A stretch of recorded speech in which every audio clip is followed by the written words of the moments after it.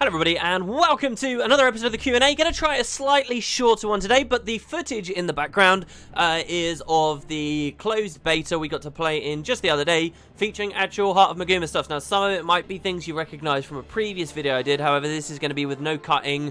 You kind of just get to see the whole raw thing. Would you believe though, it's been like 3 weeks since I did a Q&A? The last one was when I was playing that Flamax build, which apparently a lot of people liked. Trust me guys, it's not viable. One thing I wanted to talk to you guys a little bit though before we get into the questions is what I've been occupying myself with today. You might remember last year around August, I made a ranger and I basically did these vlogs where I said, hey, I'm kind of starting over. I'm going to try and play this ranger, get him to level 80. I'm going to clear my account out of a bunch of stuff, of its gold, of its karma, of all of its kind of account-bound currencies, and see what it's like to level a character under the new systems. This was before Feature Pack 2, and obviously things changed a whole lot again with Feature Pack 2, and we're getting a bunch more changes coming to the game soon with the personal story changes, Zaitan for example becoming soloable, and the hero point system, and with this in mind I'm actually thinking of leveling my Guardian. You've seen in a couple of videos recently I've been playing a Guardian. None of it's really stuck though. I've got one at level 80 from Tomes, but I'll probably end up deleting,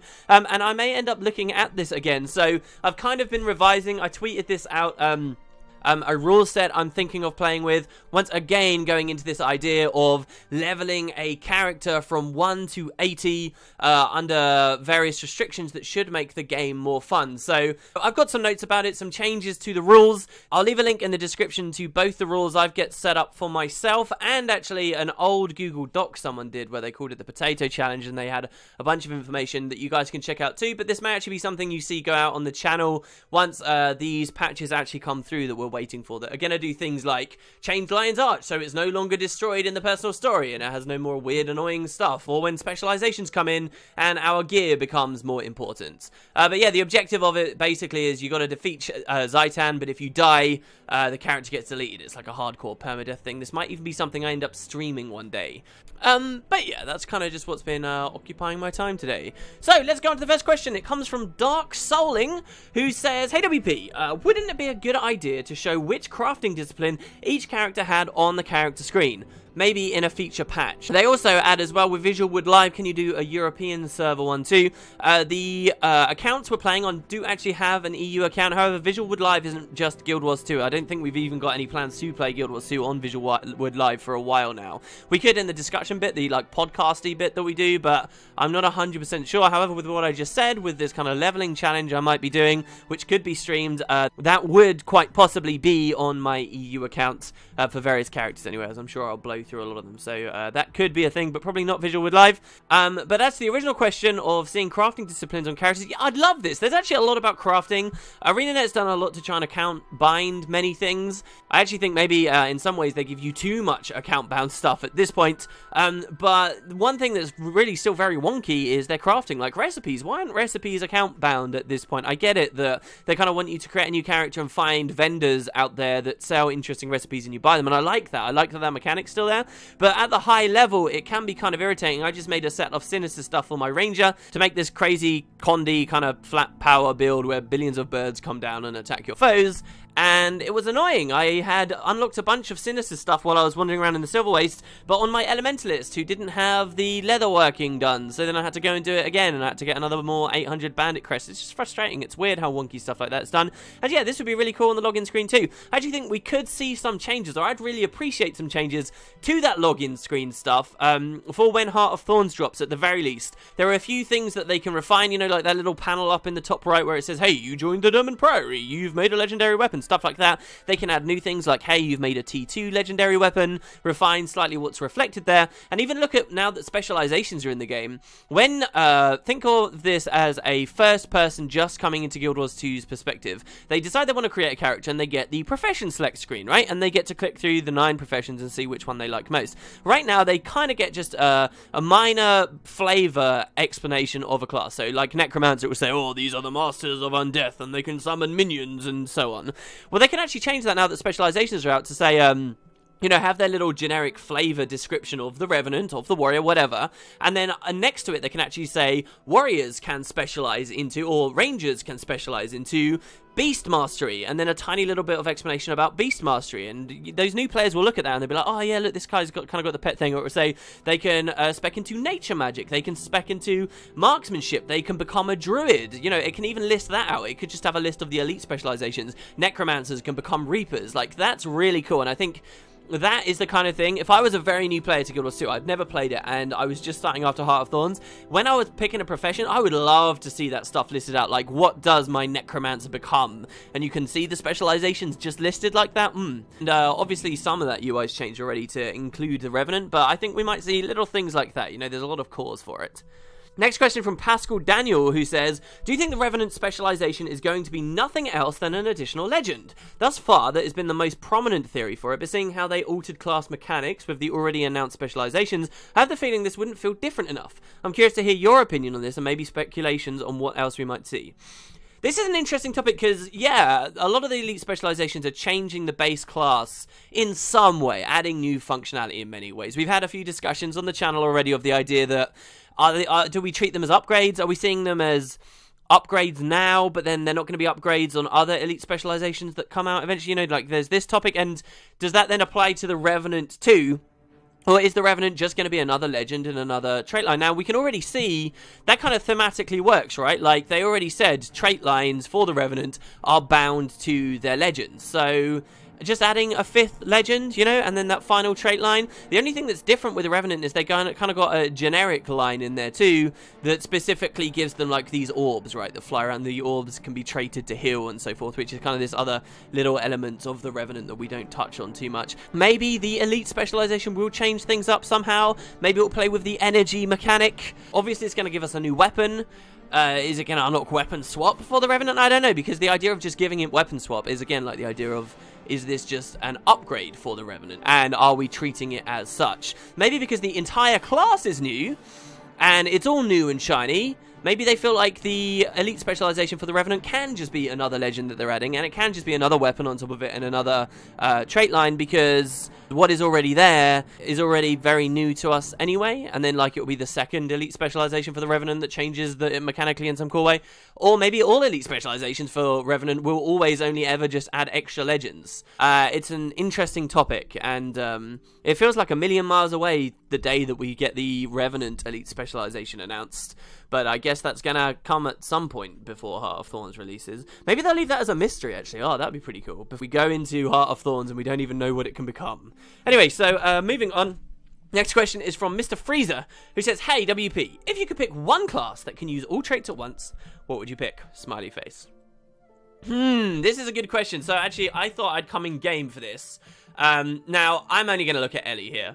But just to explain to you guys how strong this would be. You know how sometimes in Personal Story, right?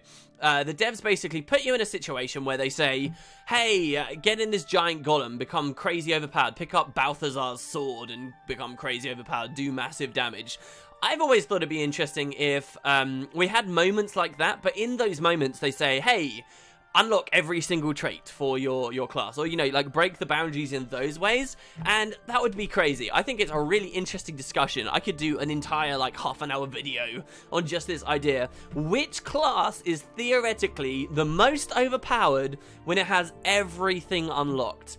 But it's crazy to think about. You know, like, with the specialization change, they're already merging a lot of stuff together. But I didn't think that they would dare merge Lava Tomb, which for the Ellies means when they go downstate, they can drop a fire field that does a lot of damage, a lava font. I didn't even think they dared to merge that into Persisting Flames, but they totally did. So we get a bit of the essence here, but can you imagine running longer fire fields? Let's just to look at the Grandmasters. Longer fire fields the Grant Fury, dropping a fire field, a lava font when you go downstate, with gaining might every single time you use a skill in fire attunement, with all of your burns blind, with a shocking aura every time you get CC'd, more damage against CC'd enemies, fresh air at the same time, instantly recharge your air attunement, to be able to conjure lightning strikes whenever you CC an enemy that apply weakness to them, to become immune to conditions at higher health, immune to critical hits in earth attunement, and have the passives of all of your signets at all times. Then to also have removing condies whenever you get regeneration to give all your auras to allies and to heal allies, or after the patch will be do more damage for boons on you. With the 3 arcane ones, evasive arcana, various effects on dodge roll, your arcane skills are always applying various conditions, and also gaining even more random boons when you're hit, whatever this changes to after the patch, elemental attunement. It's ridiculous. That's just the Grandmasters.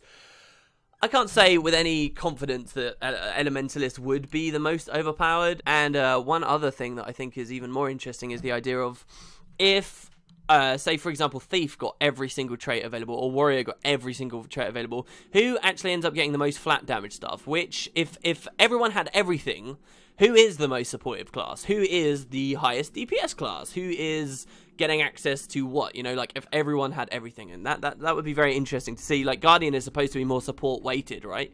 And I wonder then, does that mean that it holds out? If Guardian did have everything, would it be the most supporty thing? But yeah, obviously lines get blurred because of utility skills and stuff. But yeah. Next question is from Silberin, who says, I don't get how you make sweet effects work. I've spent 2 hours on it, installed all of it, and when I load the game, boom, nothing has changed. It's infuriating. Oh, and ICM doesn't work now either. Great. The thing with Guild Wars 2 is you install this stuff into the bin. The only reason I really brought up this comment, though, is I have started using ReShade now, guys. Oh god, it is never ending. I might do a video on ReShade when I really understand it. But basically, the guy who made gem effects, which were just some additional shaders built on top of sweet effects and packaged in like a nice user interface, that guy ended up making ReShade, and ReShade is the ability to have sweet effects, gem effects, plus any number of other custom community-created shaders, all working in tandem and lovely together. ReShade is really good, and it also, gem effects doesn't have access to stuff like God Rays. There's a lot of things because Guild Wars 2 is only DirectX 9. Well, ReShade gives you all of those. So there is, if you look in the description, a video on YouTube dated back in January, okay? This is how late I am with this. Back in January, someone did a YouTube video of Guild Wars 2 using ReShade. Now, the effects are really, really exaggerated in there, and obviously it's not very playable, but you'll get an idea of what ReShade can do. He's running around in the Grove, and there's a lot of crazy lighting and stuff going on. Don't worry, my videos aren't going to end up looking anything like that, but it's kind of a demonstration of the power of ReShade, and that's what I'm currently looking at now. I thought I'd let you guys know. Next question is from Kai Schmidt, who says, Hey WP, you're always saying it would be cool if they did this, or wouldn't it be cool if they brought that back?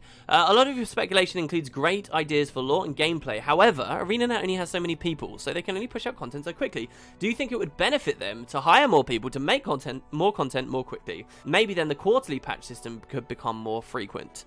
This is one of those weird questions. I'm going to dive into it a little, though. But yeah, it's a weird question because it's speculating about the inner workings of a company, and I feel like once you get past that line, once you're actually speculating about how hard like human beings are working and how things are structured there, we can only say so much, and I wonder whether we're really not talking about the game anymore. But there is this idea of just, hey, why don't they hire more people? The dream, of course, I think, and maybe someone could correct me if I'm wrong, but I'm guessing the dream for ArenaNet, for many game companies, or specifically game companies who are still actively working on their one product, like an MMO. You know, ArenaNet is a company that has one game. Their success is bound to Guild Wars 2, and they're not interested in pushing into another franchise or another IP.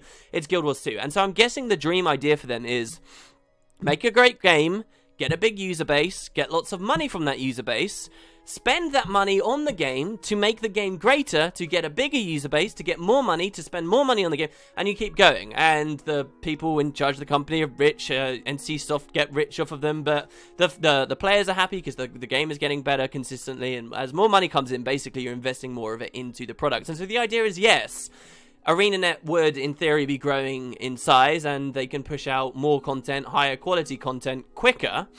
But it's not always that easy, so we do want to see that trend. Hopefully Guild Wars 2, and especially after Heart of Thorns, will have an audience or a population that can actually have us visibly see this going on. But do remember, you can't just throw a bunch of employees at a company and expect stuff to come out quicker. There is always a period of training where actually output will go down, you know, as these new people are being trained, as mistakes are made, so people have to get used to company practices and procedures.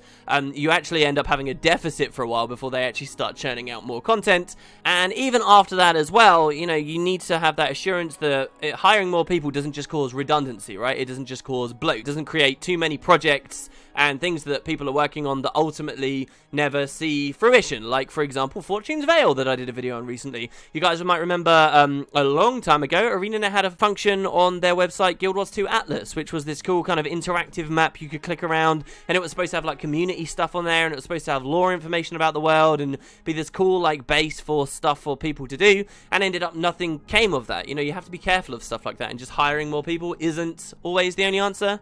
Anyway, that's, again, these kind of conversations I feel like are a bit beyond the game, but I would say, you know, it's never as easy as just hiring more people. I don't even work there, and I can say that. Obviously, I want to see the dream be realized, but I have expectations I think are in check at the moment. The next question is from Waldib B, who says, "Hey WP, do you miss The Living Story? It's been some time now since it's been gone, and while I was not a big fan of it, I find myself missing the bi-weekly releases from time to time. It was always something to look forward to, and frankly, it was more exciting than waiting for blog posts. What are your thoughts?"